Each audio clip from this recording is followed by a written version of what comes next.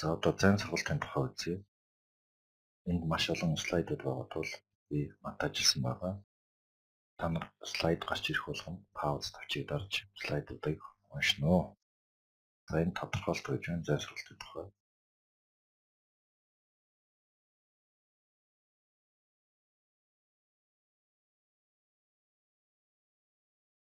Зайн сургалтын түүхийг энд өгүүлсэн байна.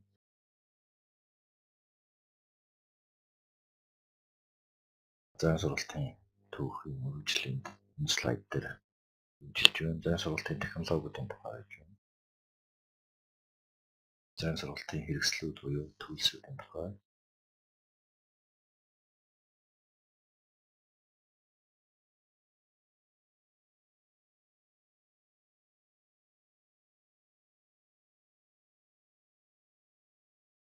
Зайн курсууд буюу онлайн курс гэж англиар ярьдаг.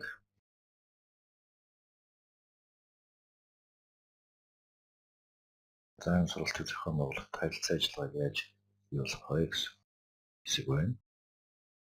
Виртуал ангийг яаж үүсгэх вэ? Виртуал анги гэж юу юм бэ гэсэн ойлголт байна. Цахим номын сонгийн тухай байна. Веб 2 технологийн тухай.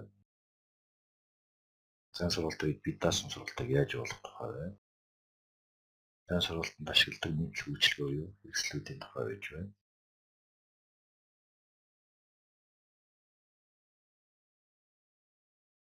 Зайн сургалтыг явуулах хэсгэмчлэл хэлбэрийн тухай байна.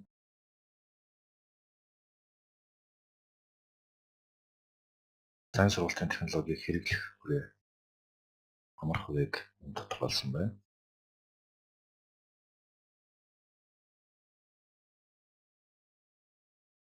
Уламжлалт анги сургалтад зайн сургалтыг яаж хослуулах вэ гэсэн ойлголт энд байна.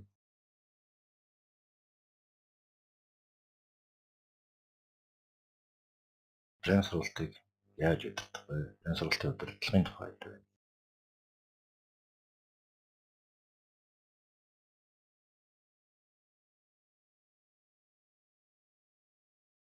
Зайн сургалтын үед суралцагч нарыг дэмжих албыг хэрхэн бий болгох вэ? Юунд хэрэгтэй тухайд өгүүлсэн байгаа. Зайн сургалтыг уламжлалт анги сургалтад харьцуулсан харьцуулт энэ байна.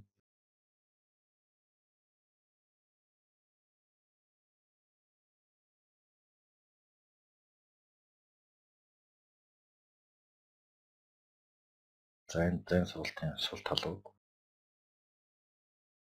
Зайн сургалт явуулах үед гарах хүндрэлтэй асуудлууд.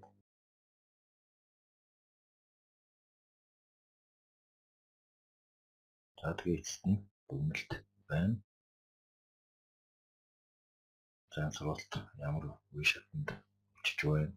Үүрэг бариллын тухайд хэлсэн байна.